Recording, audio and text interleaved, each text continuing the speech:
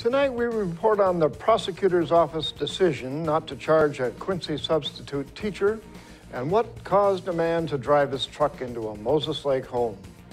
What's happening in sports, Bob? Thanks, Alan. Moses Lake wrestlers capture the District 6 championship, and Ephrata girls basketball extends its win streak to 7 games. Let's take a glance at our Weather Center forecast. Hello everyone, dry conditions will remain in control within the next few days. Lots of patchy fog overnight and cloudy skies. I'll have more details for you in just a bit. I'm Alan Troop, and we have all this and much more on Ifiber One News.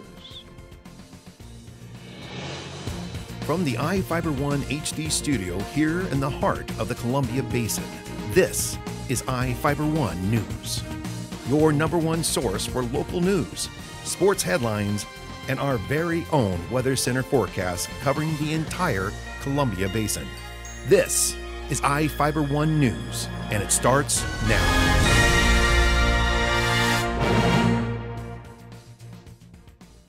Prosecutors are not going to charge a substitute teacher accused of having a 6th grade student dragged to the front of the class.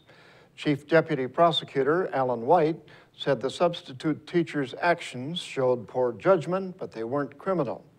The victim's mother, Olga Montano, said the teacher, Ken Lacey, ordered the girl to the front of the classroom on December 12th because she was talking in the back.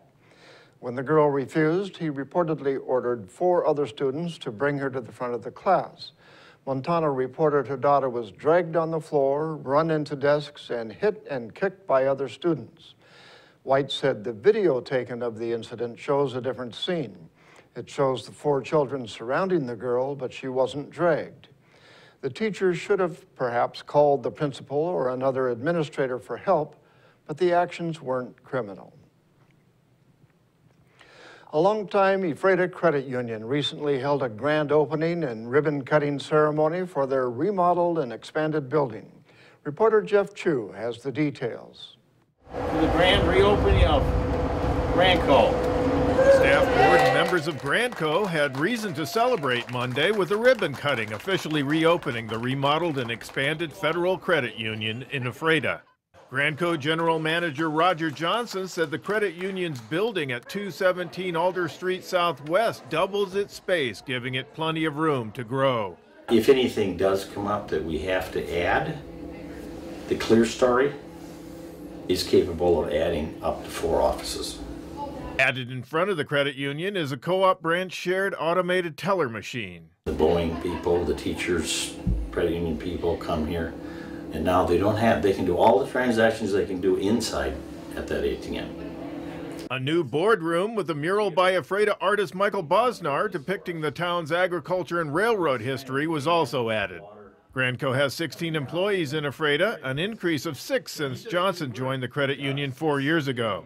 With close to 4,000 members, Johnson said Grandco next plans to open a branch in Moses Lake. We bought land several years ago. Got a good price, so that's why we did. And we're right now in the final planning stages. We got our drawings submitted for approval. So we'll be permitting here in the next month or so. And then we'll, of course, submit for bids. So we're thinking sometime at the end of April, beginning of May, we'll start building. Johnson said the new space makes him happy, but there was a surprise that changed plans. The way this all came about was not the way we planned it. We actually planned to go to Moses Lake and get that built and open. But when we started looking at the remodel here, FEMA got involved, and we were initially going to just remodel and put offices in the basement. But because we are in a floodplain, we're not allowed to have people in the basement. I'm Jeff Chu for Ifiber One News. Demolition work could begin this month on a $1.7 million Grant Transit Authority multimodal transit center in Moses Lake. The transit center will use about an acre of land at the corner of 5th Avenue and Division to serve commuters. Grant Transit is seeking a regional mobility program grant through the State Department of Transportation to pay for up to 80% of the costs of the new center.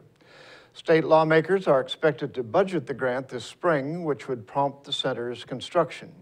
Construction work on the site is not expected to begin until fall or early 2016.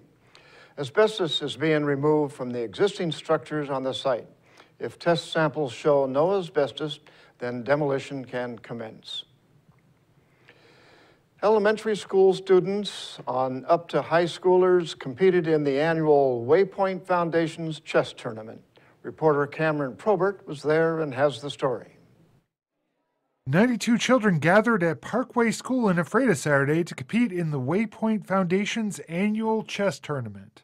The students ranged from elementary school aged to high school aged. So it's really good. We actually had probably, when I asked about newcomers, there was probably about 25 hands that went up. Troy and Roger Pugh began holding the tournaments in 2007 as a way to remember their brother Ryan, who died in 2001. The three brothers would regularly travel to tournaments to compete when they were children. The annual competition gives children a fun way to compete. It's fun to see so many come out and play because it's a real game of strategy, in my opinion. And, makes them think ahead. So there's consequences to their actions, and they got to think about that. So it's more of a game of life as well. Along with attracting new players, the tournament also brings players back. This year's winner, Michael Novinsky, has attended all 9 years. For Ifiber One News, this is Cameron Probert reporting. And now we take a look at people being sought by law enforcement. This is Sheriff Tom Jones with the Grant County Sheriff's Office. Each of the people you see here have a warrant for their arrest. If you see any of these people, we ask you do not attempt to detain or apprehend them, but call us at 509-762-1160 or send us an email at crimetips@co.grant.wa.us. If the person is presenting a danger, call 911. With your help, we can bring these people to justice and make our community safer. And we'll be right back after this.